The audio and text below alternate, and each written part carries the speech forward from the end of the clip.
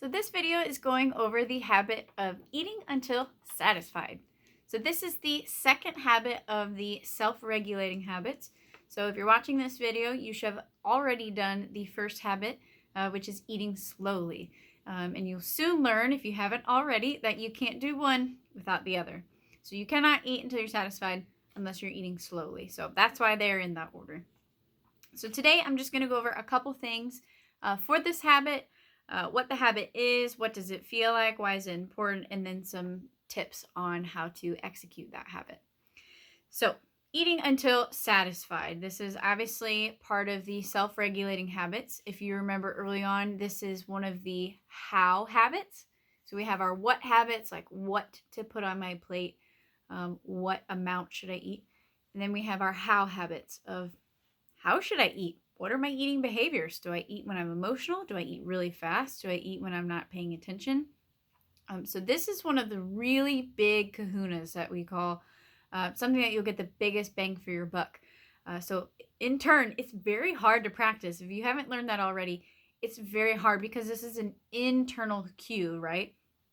So the difference between this habit and saying, measure your food to this amount of ounces or something like that is focused on something external, right? I'm using a food scale, or I'm using a portion size cup or something to tell me how much to eat. Versus your self-regulating habit of eating until satisfied is purely intrinsic. It's purely internal, and it's a lot of work to do to be able to get there. But overall, in the long run, you will absolutely improve your nutrition by tenfold with this habit. I know I said it, but I'll say it again. This habit is hard. So if you're practicing it and you're like, man, this sucks sometimes, or I just can't seem to, master it, or I can't seem to get above a 1 or a 2 on my daily ranking, that's okay. These are called practices for a reason, because you practice them over and over until they become a habit. So if you're feeling that way, your feelings are valid. They are normal. But the key to this is consistency. So keep practicing it. So with that said, what does eating until satisfied feel like? You'll see that it's about equivalent to 80%. But what does that mean? It means, let me say this. On Thanksgiving or any other holiday or a big get together or even a normal day, that feeling where you just ate beyond the stretch of your pants and you have to sit back and you're going to take a 2-hour nap or a 4-hour nap. That's way beyond our fullness scale, right? That's pushing it quite a bit. And we've all been there, so we all know how that feels.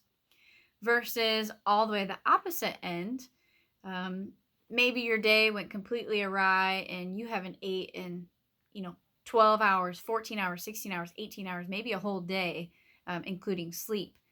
And you only can have 1 grape, right? That would be extreme hunger, like you are starving. So somewhere in between that is going to be your 80%. And instead of giving it a number, I'm going to try to associate it with a feeling. So the feeling should be when you stand up, you feel more light. You feel energized, you feel focused. You can immediately go on a walk and feel okay. You can immediately go back to your desk and start working and not have this brain fog going on. Whereas eating 90% or 100% is like you get up and you're like, whew, yeah, that was a big meal. I'm full. I'd like to sit down while I do my work, or maybe I'll go on a walk in 45 minutes type deal. And then our Thanksgiving meal, right? That's like 150%, right? That's way over. You're just absolutely stuffed. So when you're done eating to 80%, you should feel refreshed. You should feel, rejuvenated, but you should also feel full. You don't have that panging hunger feeling anymore, but you're also ready to get going on, whatever you have next. So it is just a slight temporary discomfort as you are starting out. Especially if you don't know what your satisfied level is, your 80% level is, you might have a little bit of discomfort, but if you wait a little bit and like 5 minutes later, maybe 10 minutes later, you feel fine, write that down or jot that down or make a mental note of, okay, I did feel some temporary discomfort of, mentally I don't feel like I ate enough, or I didn't finish my plate and I feel like I should because I want to, but you didn't, and a couple minutes later you feel wonderful. That is going to be much closer to your eating until satisfied level. So why this is an important practice to have. So this is bridging, right? The external cues to the internal cues. Our external cues of how much to eat could be, portion sizes of any kind or numbers or anything like that. Something else telling us a guideline on how much to eat. Whereas this is a pure internal cue. And as you learned from eating slowly, you have to learn to eat without distraction, right? Because it's very, very hard to eat until you're satisfied while you're watching TV, while you're on your phone, while you're, standing up over the sink, eating before your dinner's ready type deal.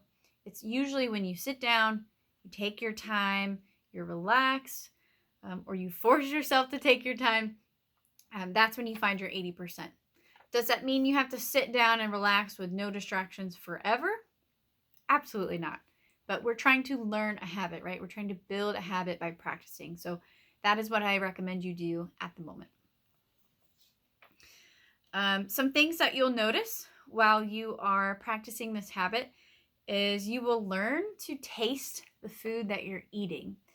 And what I've found, and a lot of other people I've worked with have found, is as they practice eating more slowly, stopping when they're full, some of the more processed foods don't taste as good when you eat it really, really slow. And some of the vegetables and fruits and lean meats and fats usually taste a little bit better. The more you savor them. So I have a test for you if you want to try it out. Take any junk food that you like. It could be Doritos, it could be Twinkies, it could be a Reese's peanut butter cup, anything that's small. And I want you to just put it in your mouth and set the timer for 1 minute. You can chew it, but don't swallow it. You can just let it sit there and tell me how that feels after 1 minute, how that tastes, right? And I think you'll have a big breakthrough on why eating slower will also just lead you to eating healthier, right? Totally organically. Not organic food, but it will organically lead you to eating healthier as well. So some tips for eating until you are satisfied is, first of all, sit down. What is your environment, right? Are you watching TV? Are your kids yelling at you? Are you eating right after a work meeting stressed you out? What's going on in your brain? What's going on in your environment while you're eating? So make sure you kind of set that up for success. You're calm, you're relaxed, you don't have a lot of distractions. Again, types of food. It will be easier to eat until you're satisfied if you have more food on your plate. And the only reason you can do that is if you have a little bit healthier food on your plate, right? So if I'm eating a McGriddle from McDonald's, let's say I had to pick it up on my way to work, I was hungry. It's not very big, right? They're only like this big. That's not a lot of food for the size of my stomach. So visually, if I eat until I think I'm about 80% full and there might be some left, how many of us are going to say, there's just 3 more bites, I'm just going to eat it no matter what, right? But then that disregards our entire practice because it's much harder to practice that with something that's a little more processed. Whereas if I had my lean meats, my vegetables, my fruits, my fats, I might have a plate full of food, of tons of vegetables that I have lots of opportunity to pick it up with my utensil and eat it. So mentally that helps us out, and we feel like we ate a lot more the more we were able to kind of shovel food into our mouth. It makes it a little bit easier to stop when we feel like we're 80%. And lastly, this is another tip. It might not apply to everyone, but if it applies to you, wonderful. If you've heard of a 10-5-10, so you eat for 10 minutes, you stop for 5 minutes, you eat for 10 more minutes. And the idea is to eat slowly for 10 minutes, take a purposeful 5-minute break, and then you have another 10-minute window to eat in, but you don't have to eat for all 10 minutes, right? You just eat until you're satisfied. Now, with that said, I think it's a wonderful habit. However, if you are someone that already eats very quickly and the eating slowly habit was kind of a challenge for you, then usually the 10-5-10, you might finish your whole meal in the first 10 minutes, And it kind of disregards the help it is supposed to give. So know thyself. If you acknowledge that, hey, I'm a fast eater, I'm struggling with this, but I'm being consistent. But if I set my timer for 10 minutes, I think I'm going to eat my whole meal or whatever I even put in front of me. So if you're one of those people, try and flip it. Do a 5. You can do a 5, 10, 5, or 5, 5, 5. It doesn't matter what the time is. It just matters that you eat for a small amount of time, take a purposeful break, and then continue to eat until you're satisfied.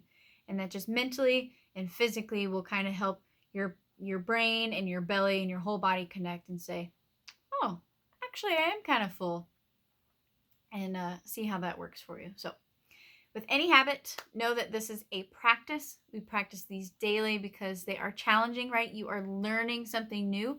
You are rewiring your brain, right, to try new habits. So with every other habit, give yourself some grace. If you mess up, it is no big deal. You can't change the past. You can only focus on what's coming next. So do your best.